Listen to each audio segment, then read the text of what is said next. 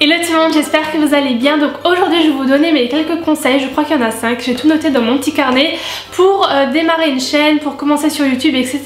Je me dis que pour cette nouvelle année il y a peut-être des gens qui comptent se lancer sur YouTube et en fait moi je trouvais que les vidéos qui existent déjà dans ce style, ce sont souvent les mêmes conseils qui reviennent, les trucs sont assez récurrents et moi là en fait j'avais envie de vous donner les conseils auxquels, les trucs auxquels moi je fais attention en fait quand je vais sur une nouvelle chaîne, ce que je regarde, ce qui me plaît quand je vais dessus, etc.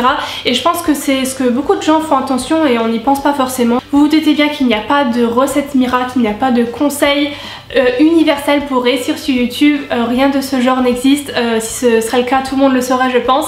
Et je ne suis pas non plus une experte, hein, je vous donne juste mon point de vue de ma situation actuelle, de ce que je peux voir ou de ce que je peux remarquer. Donc voilà, on va commencer.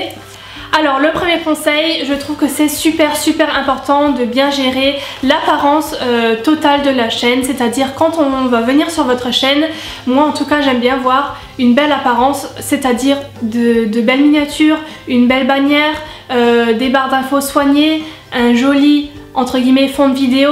Voilà, essayez un minimum de ranger son arrière-plan pour que ce soit agréable pour ceux qui regardent, ou même si maintenant vous trouvez que vous avez un arrière-plan qui est pas beau, ça coûte vraiment pas grand chose du tout d'aller acheter un bout de tissu en magasin et de le fixer sur le mur pour faire un joli fond.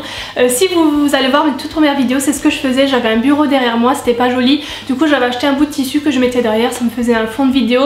Vraiment je pense que si vous êtes motivé ou si vous avez envie de faire quelque chose de bien, il y a vraiment moyen pour pas cher du tout de faire quelque chose de joli. Pareil pour les barres d'infos, essayez de la soigner un maximum, je veux dire c'est pas joli ou c'est pas forcément agréable de regarder quelque chose avec plein de fautes d'orthographe par exemple, comme dans les titres des vidéos. Voilà, j'en fais aussi des fautes, tout le monde en fait, je dis pas qu'il faut en faire zéro, mais de faire attention, d'essayer de la soigner au maximum pour que ce soit agréable à regarder, de mettre les produits que vous citez dans la vidéo à l'intérieur. Voilà, tout ça je pense que c'est important. Le conseil numéro 2, ce sera d'essayer un minimum de se cultiver, si je puis dire ça, le mot est pas trop approprié, mais en fait pour vous expliquer, je trouve que sur YouTube maintenant depuis quelques mois, voire même quelques années, une ou deux années je vais dire, le niveau a augmenté. Je trouve qu'il y a un niveau quand même qui est devenu assez bon sur YouTube, que ce soit niveau montage, niveau qualité de vidéo, je sais pas comment vous expliquer, le niveau est un peu plus haut qu'il y a quelques temps et tout simplement je trouve que c'est important d'essayer de se mettre à ce niveau là pour essayer de se mettre à égalité des autres tout simplement. Je vous dis pas d'être le meilleur à la première vidéo, ce sera jamais le cas, personne ne peut être meilleur à la première vidéo et on s'améliore toujours par la suite, mais d'essayer vraiment de faire le maximum pour essayer d'apprendre le maximum de choses. Je veux dire par là que de nos jours vous avez vraiment tout à portée de main pour réussir ou pour apprendre un petit peu. Google est ton ami, hein, on dit ça, c'est pas pour rien.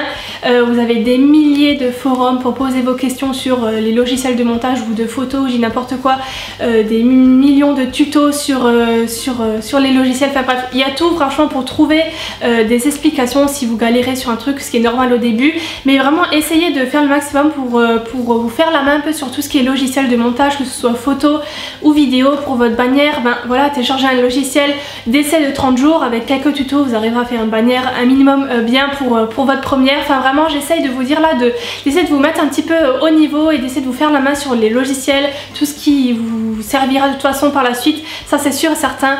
Vous dites peut-être ouais c'est chiant, faut apprendre déjà au début plein de trucs et tout, mais ça vous servira sûr à 100% par la suite parce que vous en aurez toujours besoin et vous serez content d'avoir déjà appris quelques trucs au début. Et aussi petite chose que je voulais rajouter avant de passer au troisième conseil, au début n'essayez pas de poster des vidéos juste pour en poster, juste pour en avoir beaucoup et avoir des vues ou je ne sais quoi. Franchement essayez de travailler au maximum sur chacune, même si ça prend du temps c'est pas grave, elles viendront moins vite sur votre chaîne mais au moins elles seront travaillées et je pense que ça se remarquera. Ensuite, troisième conseil et pas des moindres, je pense que c'est le plus important, celui qu'on vous répète le plus aussi dans toutes les vidéos de ce genre, on vous le dit mais c'est vraiment très important. Déjà il n'y a pas de recette miracle comme je vous l'ai dit tout au début pour vous faire connaître, donc inutile vraiment, stop de faire de la pub, ça ne sert strictement à rien et ça vous apportera que de mauvaises choses. Quand vous faites de la pub, que ce soit sous les vidéos des autres, sur Instagram, sur tous les réseaux sociaux, on n'a juste pas envie de venir voir votre chaîne. C'est comme ça. Moi quand je vois un truc de pub sous mes vidéos, j'ai ces poubelles directement, je ne lis même pas. Parce que mettez-vous à la place des personnes qui font des vidéos. Là je parle, je pense au nom de toutes les youtubeuses, toutes les personnes qui font des vidéos, qu'elles ont beaucoup d'abonnés ou pas beaucoup. On fait une vidéo, on la poste, on est content de voir des commentaires sur ce qu'on a dit sur la vidéo. Et quand on lit, on tombe sur un message de pub tout simplement. Donc vraiment ça saoule plus qu'autre chose et ça donne vraiment pas envie d'aller voir votre chaîne. Alors tout simplement ce que je vous conseille de faire, mettez un commentaire normal, on n'est pas bête, on voit bien que vous avez un pseudo et une miniature qui fait penser que vous avez une chaîne. Si on est assez curieux, on ira voir de nous-mêmes et nous abonner si on a envie. Pas besoin de nous forcer, ça nous donne encore moins envie, encore une fois, de s'abonner ou même d'aller voir votre chaîne. Franchement, ça ne sert strictement à rien, ça saoule plus qu'autre chose, donc faut arrêter avec la pub.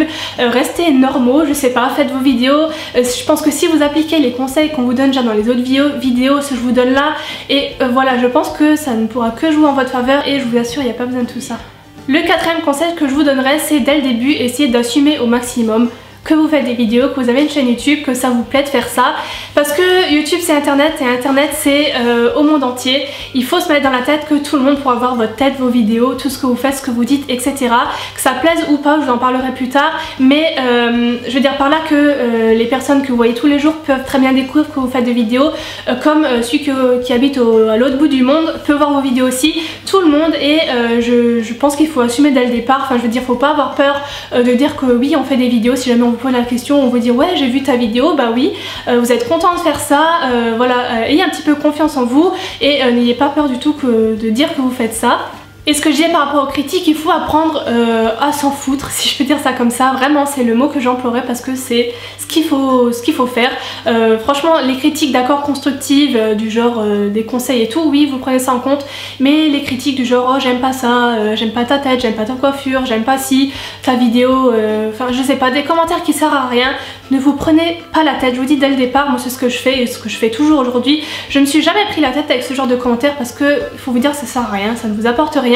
Donc moi dès que je vois un commentaire comme ça, je clique sur la poubelle et je le vois plus. Ça sert à quoi de garder des commentaires comme ça? Si encore c'était constructif, d'accord, mais là pas besoin de répondre, ne répondez même pas à ces personnes, poubelle directement. On dit l'ignorance est le pire des mépris, c'est vraiment vrai. Ignorez les commentaires, n'y répondez pas et voilà, vous serez tranquille tout simplement. Franchement n'y faites pas attention. Et le cinquième et dernier conseil que je vous donnerai, c'est tout simplement de faire ce qui vous plaît, de vous amuser sur votre chaîne. Il n'y a pas besoin de suivre des modes sur YouTube ou des vidéos qui sont à la mode ou populaires en ce moment.